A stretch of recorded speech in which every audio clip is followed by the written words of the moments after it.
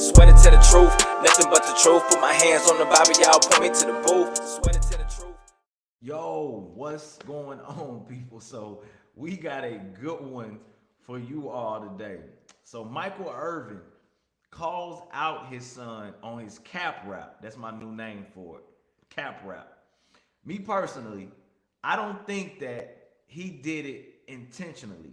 I think it was out of more of a emotional aggravation. Like, come on, son. But nonetheless, he did. We here now. So let's tap in.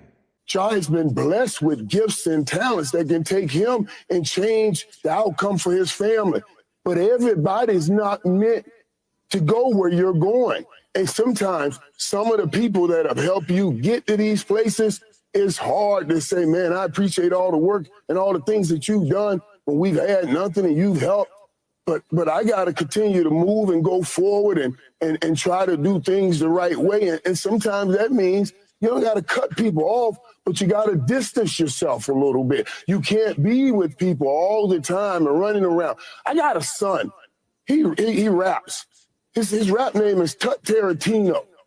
If you ever listen to some of his raps, I'm like, oh my God, where does this come from, son? You grew up in a gated community your whole life, but he's rapping my life because we romanticize and fantasize about that old thug life, ghetto life, and all of that stuff. When we used to work to get away from it, now we've gotten to a place somehow we're running back towards it in the music and everything.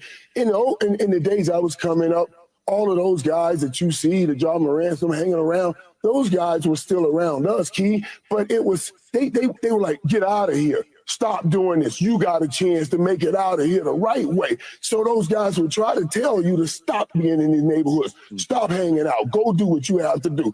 It's not like that now. The guys are more hanging on and want to go with guys, and you're tearing up careers. I mean, we got to be good enough in the neighborhood to know when God has touched somebody with that gift that time is talking about, and be good enough to say, hey, man, you shouldn't be around here. You shouldn't be doing things. You got a chance to do it the right way and change a lot of lives and help out our people. And we got to be strong enough to do that. So this reminds me of the time when Deion Sanders Jr. says he only wanted hood donuts. If it don't come in a plain white box, he don't want it. Prime said, boy, you got a trust fund and a t-shirt business. Cut it out. But this ain't one of those times.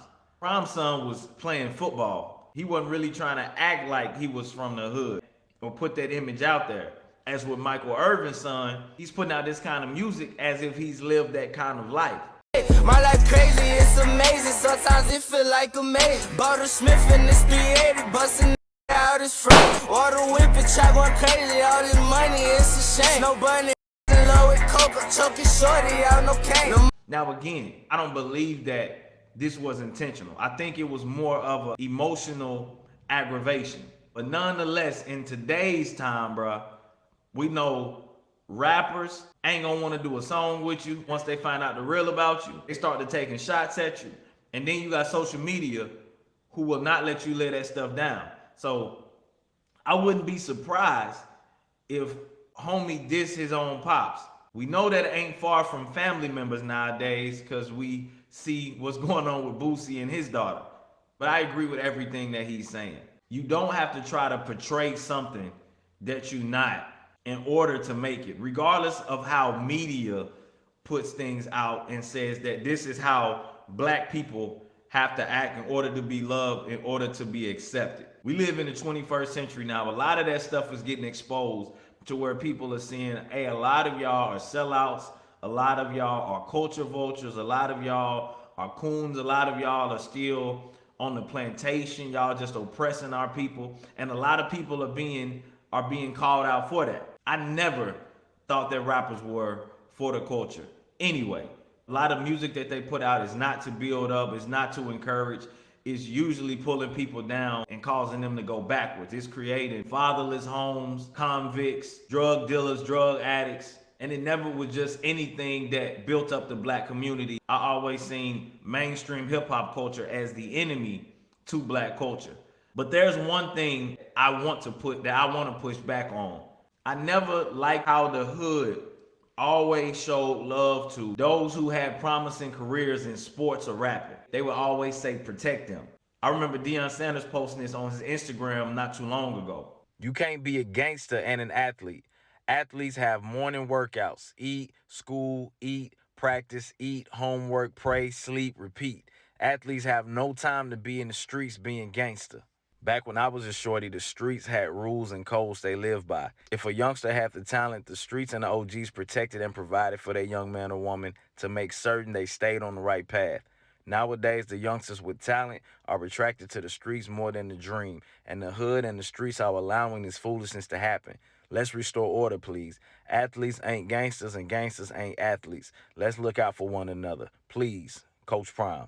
And it's not that I got a problem with Deion Sanders. I love Prime. Or I got a problem with Michael Irvin. I agree with majority of things that he said, but I'm just speaking in general. This has always been the way that the hood thought. It was just like, if you had a promising career in sports or rapping, protect them, keep them safe. Everybody else was for the streets. Like, never mind the fact that this person could be a lawyer or a doctor or a marine biologist or a veterinarian. If he's not fit for one of these three things, football, basketball, or rapping, then he getting recruited to the streets. And I always want to push back on that. We need old heads that's just not focused on that small portion, but the whole hood in general. All the young men in the hood. Because all of the young men have something to offer to the world. All the young men have something to contribute. All the young men can leave behind legacies and help to build our community to what God has called it to be. But if we only focus on those individuals with talents in the sense of rapping or playing sports, but not focus on the individual with talents, gifts, and skills in other areas, we only being a detriment to our community. But overall, I approve the message. I don't know how things will work between Michael Irvin and his son. Hopefully he takes to that well and just keeps on moving with it. It doesn't become no ill will or anything towards them. But let me know what y'all think down in the comments. Like, share, comment, subscribe. Peace, love. I'm out. Swear it to the truth, nothing but the truth. Put my hands on the Bible, y'all point me to the booth. Swear it to the truth.